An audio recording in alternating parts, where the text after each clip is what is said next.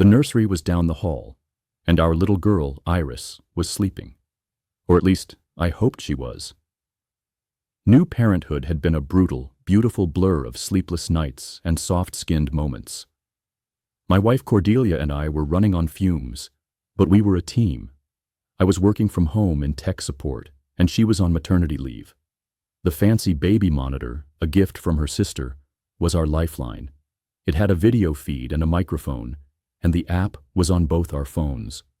For months, it had been a window into our little world, a way to peek at Iris during a quick work break, to watch Cordelia hum lullabies, to feel connected even when we were in different rooms. Those were the good days, the days when our life felt sacred. That all changed on a Tuesday night. I was burning the midnight oil in my home office, trying to fix a client's server issues. It was almost 11 p.m., and Cordelia had gone to bed early, claiming exhaustion.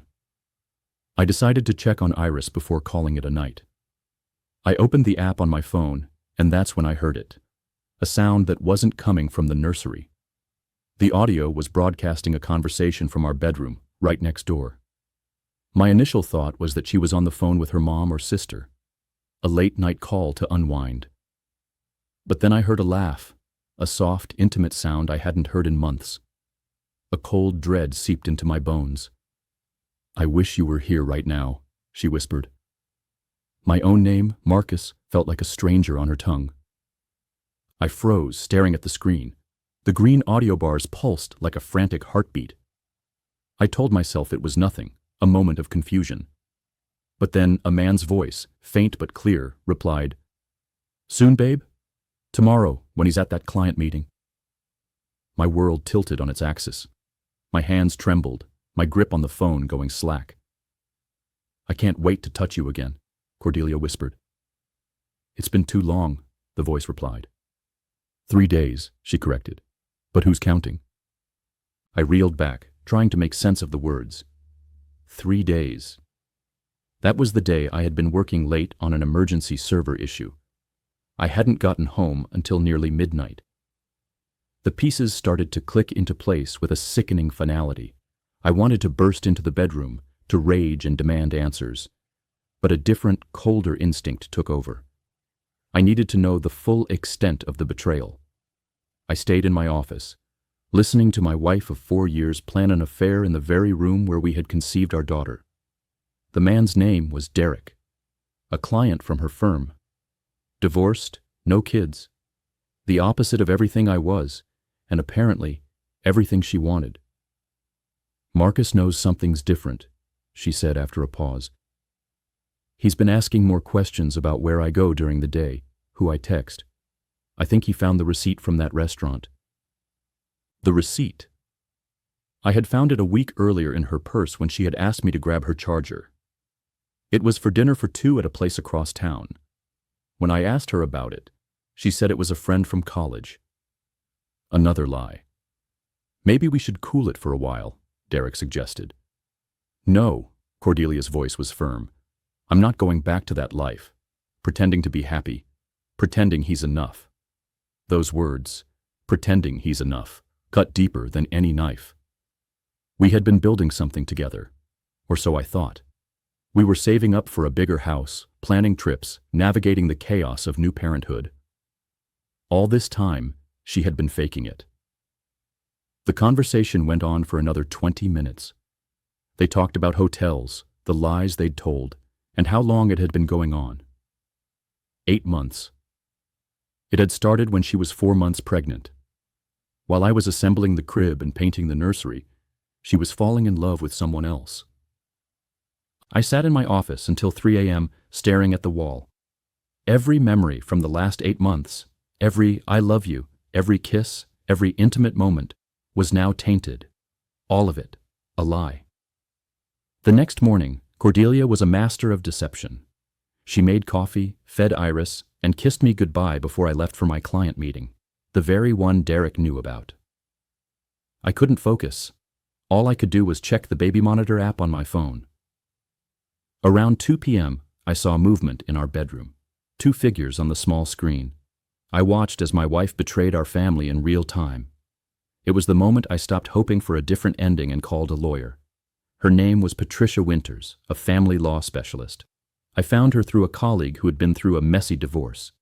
She saw me that same afternoon. "How long has this been going on?" she asked. "8 months that I know of, maybe longer." "And you have recordings?" I nodded. I had started screen recording the baby monitor app as soon as I heard the first conversation. 3 days of solid evidence. "This is good," Patricia said.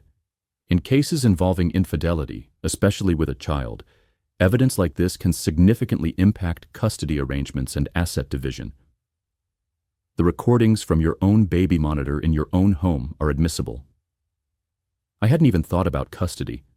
My mind was still stuck on the betrayal. What are my options? We file for divorce, citing irreconcilable differences and adultery. With this evidence, we push for primary custody of your daughter and a favorable asset split. What about Cordelia when she finds out? Patricia leaned back in her chair, a slight smile on her face. "That's when things get interesting. She'll have to explain to a judge why she was conducting an affair in the family home, discussing it on devices meant to protect your child." I filed the papers that Friday.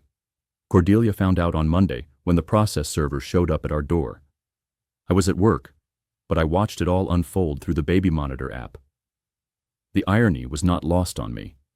She called me 17 times that day. I didn't answer. She texted, begged, and tried to explain, but there was nothing to explain. I had heard everything. The divorce proceedings began 2 weeks later. Patricia was right. The recordings changed everything.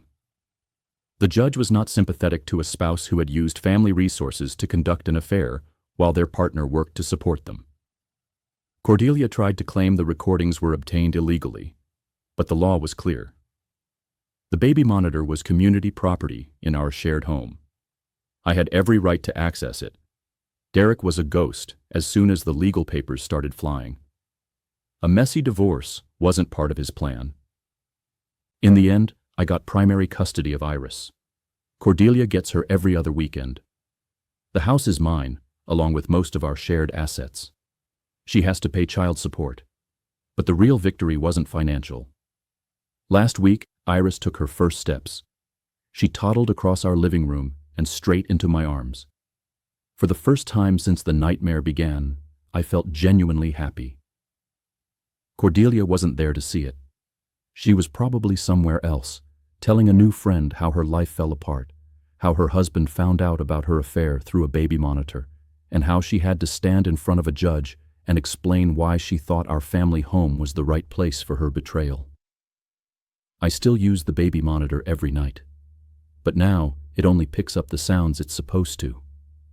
Iris sleeping peacefully in her crib. Sometimes she babbles in her sleep, little coos that make me smile. Those are the only conversations I ever want to hear coming through that speaker.